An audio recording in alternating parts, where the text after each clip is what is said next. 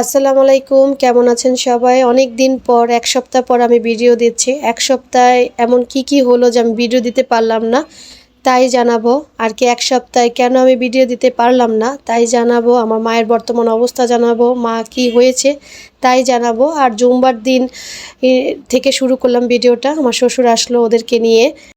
মসজিদ থেকে আসার সময় আমার দুই ছেলের জন্য আর কি, তার নাতির জন্য আর আমার জন্য পাঁপড় নিল। পাঁপড় 3টা নিয়ে আসলো, আমিও আবার খাচ্ছি, তাই ভাবলাম শেয়ার করি। আজকে দুপুরে আর কি জুম্বার দিনের কথা বলতেছি। আজকে শুক্রবার রান্না করেছি একটু গাজর পেঁয়াজে কলি দিয়ে পোলাও, প্লেন পোলাও, আর হচ্ছে মুরগির মাংস। এগুলো একটু সাদা করে রান্না করলাম, ভুনা। আর টমেটো সালাদ করেছি। শসার সালাদ আমার ভালো লাগে না, তো শীতের দিন আসছে, টমেটো সালাদ খাবো না তো হতেই পারে না। আর বেগুন ভেজেছি, আমার শ্বশুর আবার বেগুন খায় না। তো বাবার মুখ থেকে শুনেন কেমন লাগলো। আমার শ্বশুর খাচ্ছে। হ্যাঁ, খুব মজা হয়েছে। তাই আজকে আমি জিজ্ঞাসা করি নাই কেমন হয়েছে, বাবা বলতেছে মজা হয়েছে। মধুর খাওয়া। সুমধুর খাওয়া। হ্যাঁ, সত্যি মধুর খাওয়া, খুব মজা। আর শুক্রবার দিন ছিল তো, শুক্রবার দিন গতকালকে আমি আসছিলাম, তো খাবারের পাট শেষ করি আমরা, মানে ঘরের খাবার দেখলেনই তো, যখন বাবা খাচ্ছে তো আমরাও খেয়ে নিয়েছি। খেয়ে নেওয়ার পরে আমরা আর কি আমি চলে আসছি। তো শুক্রবার দিনের ভিডিওটা আর করা হয়নি, আজকে শনিবার। তো শনিবার আমি এসেছি কয়টার দিকে হবে, আর 2টা হবে, 2টার দিকে আমি আসলাম। খাওয়া দাওয়া করি নাই, আমি বাসায় সব রান্না বান্না করে আসছি। এর মধ্যে একটা কাহিনী হয়েছে আজকে বাসায়। তো মানুষ বিপদে পড়লে যে মানুষকে চেনা যায় সেটা আমি পরের ভিডিওতে আপনাদেরকে জানাবো, যে বিপদে পড়লেই মানুষ চেনা যায়। আমার আজকে এত বড় একটা বিপদ, আমি বারবার ওদিকে তাকাচ্ছি কেন, আম্মু কিন্তু এই রুমটার মধ্যে আছে। তো আমার ভাই গেছে, আবার নানু আজকে এতদিন অনেক দিন ছিল, তো নানু আবার বাসায় গেল, যেহেতু আমার নানুর কিন্তু কিডনি পেশেন্ট, মানে কিডনি রুগী। আরও অনেক রোগ আছে আর কি, যেহেতু বয়স আছে, স্বাভাবিক। তো আজকে মূলত আমি এক সপ্তাহ ভিডিও দিতে পারি নাই, মন ভালো ছিল না, এটা হচ্ছে মেন কথা। গত শনিবার আম্মুকে ড্রেসিং করানোর জন্য নিয়ে গেছিলাম হসপিটালে। আর যে হসপিটালে ছিল সেই হসপিটালের নামটা বলি, খুবই ভালো। আপনারা যারা শনিয়াকার কাছাকাছি থাকেন, অবশ্যই ওই হসপিটালে আপনারা দেখতে পারেন, কেমন ভালো, অনেক ভালো, মাশাল্লাহ আমরা ভালো সার্ভিস পেয়েছি। আল আরাফ, শনিয়াকড়া আল আরাফ যে হসপিটালটা, নার্সদের ব্যবহার ভালো, সবার ব্যবহার ভালো, মাশাল্লাহ। আয়া বুয়াদের ব্যবহার, ডাক্তারদের ব্যবহার, যখন যা লাগবে তাই হয়েছে। তো আমি শর্টকাট বলি, আজকে দেখাবো আমার মা কিভাবে পড়েছিল ঘরের মধ্যে। আরেকটা কথা বলি, যদি আপনাদের ঘরে কোনো বৃদ্ধ মানুষ থাকে, আপনারা কখনো একা রাখবেন না ঘরের মধ্যে। একা রাখবেন না এই কারণে বলতেছি যে আমার মা টোটালি 7 থেকে 8 ঘন্টা আনুমানিক হবে পড়েছিল। কোথায় পড়েছিল, কিভাবে আর কি ওরা এন্ট্রি করছে, কিভাবে পাইছে, সেটা আজকে দেখাবো। আজকে আমি তো আমার বাবা মার বাসায় আছি। আসলে কি প্রাণ প্রাণ খুঁজে পাই না এখন, বাসায় আসি যে মানে কিছুই প্রাণ পাই না। আমার বোনটাও বলে, একে আমি তো কমই আসছি তাও বোঝা যায়, কিন্তু আমার ছোটো বোন বলতেছে আমি আর আগের মতো প্রাণ পাই না। মানে কি বলবো, একদম ছন্নছাড়া হয়ে গেছে আমাদের অবস্থা।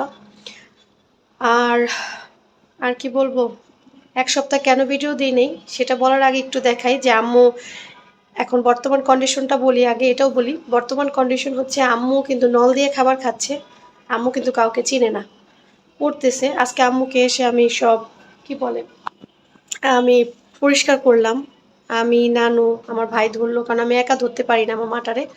তো আমরা 3জন মিলে করলাম, আমি আর কি শরীর ভালো মতো পরিষ্কার করলাম। তারপর আম্মুকে তো প্যাম্পাস পরানো হইতেছে, প্যাম্পার্স, তারপরে এগুলা চেঞ্জ করলাম। আর মাথা চুল ফালাই দিছে, আরও কবে বুধবার ফালানো হয়েছে, কারণ আম্মু খুব অস্থির লাগতেছিল তাই। মানে কি বলবো, একটা সুস্থ মানুষের যে অবস্থা, যখন তখন কিছু হতে পারে। আবারও বলি, আমি অবশ্য আমার ফেসবুকে বলছি যে জীবনের মেয়াদ নেই, কিন্তু আসবাবপত্রের একটা নির্দিষ্ট মেয়াদ আছে, এটা দেখবেন আমার ফেসবুকে পাবেন। এটা কিন্তু একদম সত্যি কথা, জীবনের কোনো মেয়াদ নেই। যাই হোক, একটা কল আসছে, একটু কেটে দিই। তো এখন আর যেটা বলবো সেটা হচ্ছে আম্মুর বর্তমান অবস্থা জানালাম। আম্মু কিন্তু শুয়েই আছে, আম্মু কিন্তু বসতে পারে না, কাউকে চিনতে পারে না। এটা হচ্ছে এই রুমটার মধ্যে আম্মু আর কি ছিল, পড়েছিল। তো দুপুর দিকে আম্মুর মাথা ভেজা ছিল, গোসল করবে হয়তোবা, আর আমি দেখাচ্ছি। এটা হচ্ছে আম্মু এই রুমটায় এখন বর্তমানে আছে, যেহেতু দেখাবো না। আর এখানে হচ্ছে এটা দরজাটা খোলা ছিল, বাথরুম। আর আম্মু ঠিক এই যে এই জায়গাটা পড়েছিল আর কি, আম্মু ঠিক এই জায়গাটা পড়েছিল এভাবে আর কি, মাথাটা ওই পাশে দিয়ে আম্মু এইভাবে পড়েছিল। আর এই জিনিসটা যেটা, এটা না এইভাবে ছিল, মানে এটাও ধরার চেষ্টা করছিল আম্মু। আম্মু চেয়ার না ধরে এটা ধরার চেষ্টা করছে দেখেই পড়ে গেছে, চেয়ারটা ধরলে হয়তো বা পড়তো না। আর মাথা ঘুরে পড়ে যেতে এই অবস্থাটা হয়েছে, আর ব্রেন স্ট্রোক হয়েছে।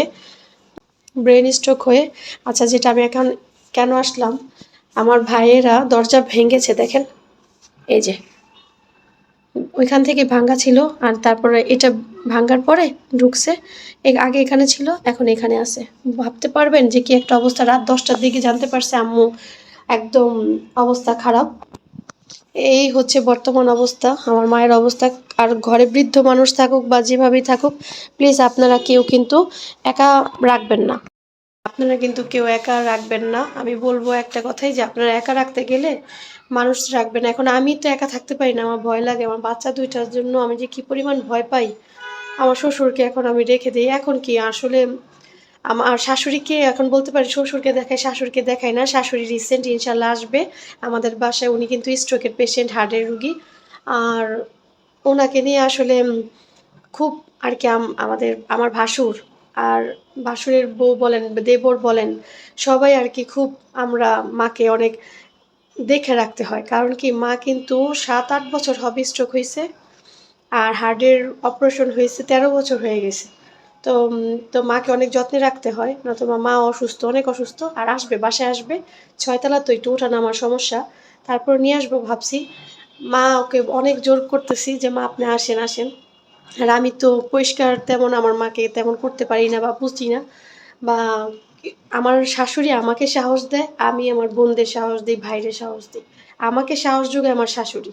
এবার বুঝেন, আমার শাশুড়ি বলে যে তুমি তুমি দেখো মা, তুমি যদি এখন যতটুকু করবে ততটুকুই পাবে। এই যে সাহসটা দিচ্ছে, এটাই কয়জন দেয়। আমার শ্বশুর শাশুড়িকে আল্লাহ সত্যি বাঁচায় রাখুক, ভালো মনের মানুষ, তারা আমাকে বুঝাচ্ছে আর কি, বুঝায়।